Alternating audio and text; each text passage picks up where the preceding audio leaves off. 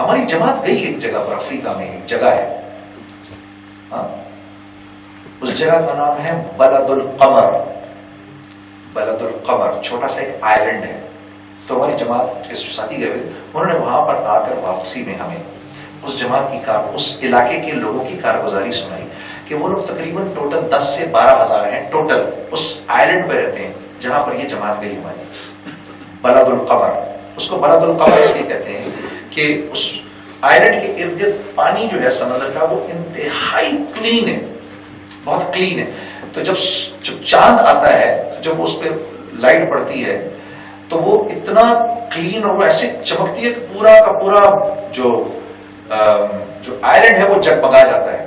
And میں خود نہیں گیا ادھر، but I can believe that کہ جو افریقہ میں جو لیکس ہیں وہ اتنی کلیئر ہے. میں خود گیا ہوں، 100 اسکوائر مائل پر ایک لیک تھی ملاوی کے اندر، میں اس کے سینٹر میں بالکل گیا، اور اوپر سے اگر آپ دیکھیں تو آپ کو 100 نہیں 200 فٹ نیچے تک کلیئر سب کچھ نظر آ رہا ہوتا ہے کہ نیچے کیا ہے. جب مار دی ہم نے اس میں، گئے نیچے تک، اللہ کی ایسی قدرت ہے وہاں پر، گناہ نہیں ہے وہاں. اس آئلینڈ کے بارے میں آتا ہے کہ اس آئلینڈ کے اندر 90% لوگ جو ہیں وہ قرآن کے حافظ ہیں. وہاں سارا کاروبار سمیت اپنا کسی بھی قسم کی ملازمت کاروبار، جب اذان ہوتی ہے تو ایسا لگتا ہے کہ جیسے کوئی سائرن بجائے. سائرن نہیں بجتا، اذان ہوتی ہے ہر چیز سٹینڈ سٹل پر آ جاتی ہے، ٹک سٹینڈ سٹل پہ آ جاتی ہے.